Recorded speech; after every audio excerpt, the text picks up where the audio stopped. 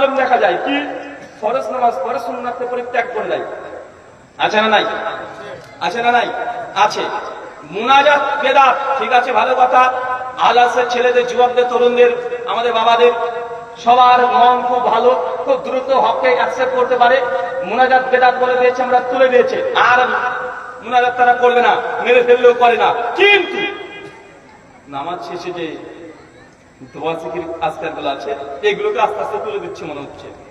অনেকে নামাজ শেষ করে 2-3টে দোয়া জিকির আজকাল করে উঠে চলে যায়। আছে না নাই? কথা বলেন, আছে না নাই? আরে ভাই, যেটা সুন্নাত সেগুলো তো কমপক্ষে করবেন। আল্লাহ নবী বলছেন, সুনান তিরমিজি হাদিস 479,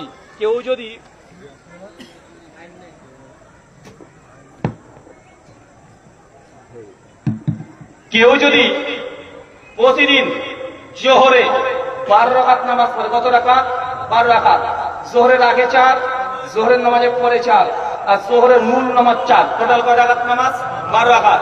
আল্লাহ নবী বলছেন এই ব্যক্তির জন্য জাহান্নাম হারাম। কি হারাম? কি হারাম? জাহান্নাম হারাম। নামাজ কি? জোহরের আগে সুন্নাত 4, পরে সুন্নাত 4, আর মাঝখানে ফরজ 4 আছে। কেউ যদি এই 12 রাকাত নামাজকে হেফাজত করতে পারে জোহরের, তো ওই ব্যক্তির জন্য জাহান্নাম হারাম।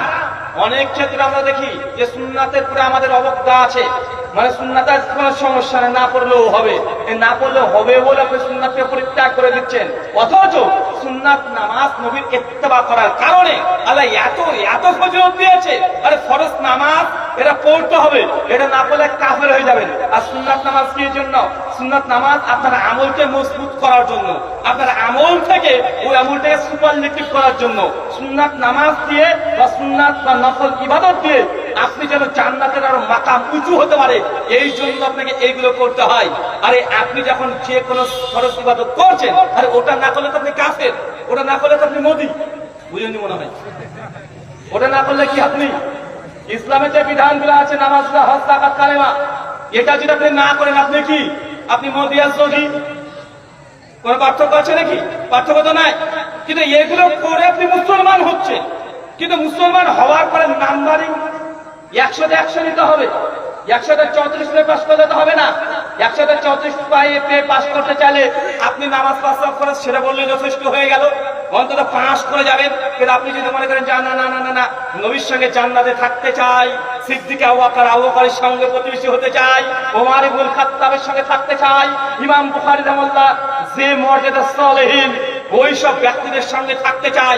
আল্লাহ কোরআন মাজিদ সূরা নিসার 69 নম্বর আয়াতে বলছে, ইয়া আইয়ুহাল্লাযিনা আমানু, হে বিশ্বাসীগণ, আতিউল্লাহ ওয়া আতিউর রাসূল, যে আল্লাহ এবং রাসূলের আনুগত্য করবে, ওয়া নবিয়্যিন ওয়া সিদ্দিকিন ওয়া শুহাদা ওয়া সালিহিন, ওই সমস্ত ব্যক্তিরা নবীদের সঙ্গে থাকবে। কার সঙ্গে? জান্নাতের ক্যাটাগরি আছে না নাই? জান্নাতের 8টা দরজা আছে, জান্নাতের ক্লাসিফিকেশন ভাগ আছে। দুনিয়াতে যেমন পাওয়া যায় বিভিন্ন রকমের ক্লাসিফিকেশন, জান্নাতে বিভিন্ন ক্লাসিফিকেশন আছে। নবীদের মাকাম যেহেতু সবচেয়ে বেশি, তাদের জন্য স্পেশাল জান্নাত আছে। এরপর সিদ্দিকিন, যারা সত্যবাদী, সলিহিন, নেককার পরিষ্কার ব্যক্তিদের জন্য, যারা শহীদ হয়ে গেছে তাদের জন্য আলাদা। এখন সবচেয়ে জান্নাতের মধ্যে জান্নাতুল ফেরদৌস দামি জায়গা, জান্নাতুল ফেরদৌস, আর তার মধ্যে সবচেয়ে বেস্ট জায়গা নবীরা যেখানে থাকবেন ওই জায়গাতে আপনি প্রতিবেশী হতে পারবেন। এখন আপনাকে যদি বলা হয় কলকাতা সেক্টর 5-এ আপনাকে জমি দেওয়া হবে, জমির দাম বেশি না কম? বেশি। টালিগঞ্জের জমি দেওয়া হবে, দাম বেশি না কম?